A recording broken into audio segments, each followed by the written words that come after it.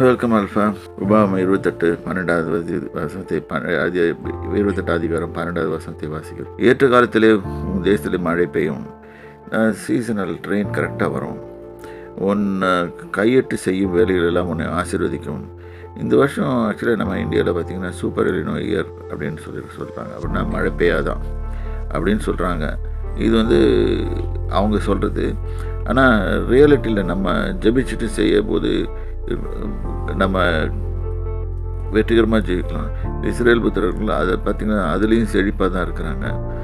அது அவங்களுக்கு மழையும் இதுவும் வெயிலுக்கும் எதுக்கும் கவலை இல்லை. கடல் நீரை திருத்துட்டு அதை வச்சு சொட்டு நீர் பாசனம் மாதிரி வச்சுட்டு அவங்க சக்ஸஸ்ஃபுல்லாக இருக்கிறாங்க. அதான் அது சொல்கிறது, காட் கிவ் வித் விஸ்டம். கையிட்டு செய்யும் வேலையிலலாம் உன்னை ஆசீர்வதிக்கும். இதுதான் அவன் எடுத்து இந்த மாதிரி ஒரு ஐடியா போட்டு அதை செய்யும்போது அதை ஆசீர்வதிக்குவார் கர்த்தர். உன் கர்த்தர் உனக்கு தமது நல்ல பொக்கிஷமாக வானத்தை திறப்பார். இது மழை பெய்ய பண்ணுவேன் என்று சொல்கிறார். அநேக ஜாதிகளுக்கு கடன் கொடுப்பாய்.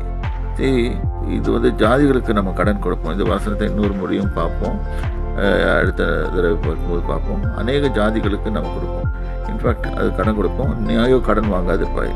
இது ஒரு பெரிய இது. இன்றைக்கி கிறிஸ்தவ உலகத்தில் நாங்கள் நம்ம பார்க்குறோன்னா நிறைய பேருக்கு இந்த உலகத்தின் அடிமைத்தனமாகிய பேங்க் லோனு, இந்த லோனு, பர்சனல் லோனு, இந்த லோனு, இந்த கிரெடிட் கார்டு, அது இது எல்லாம் போட்டு கம்ப்ளீட்டாக மாட்டியிருக்காங்க.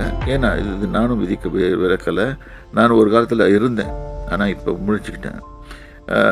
நீயோ கடன் வாங்காதிருப்பாய். இது இட்ஸ் அ கர்ஸ். கடன் வாங்குறதுன்றது கர்ஸ். அது தயவுசெய்து யாரும் செய்யாதீங்க. கர்த்தர் உங்களை ஆசீர்வதிப்பார். கர்த்தருடைய நாமத்துக்கு ஸ்தோத்திரம்.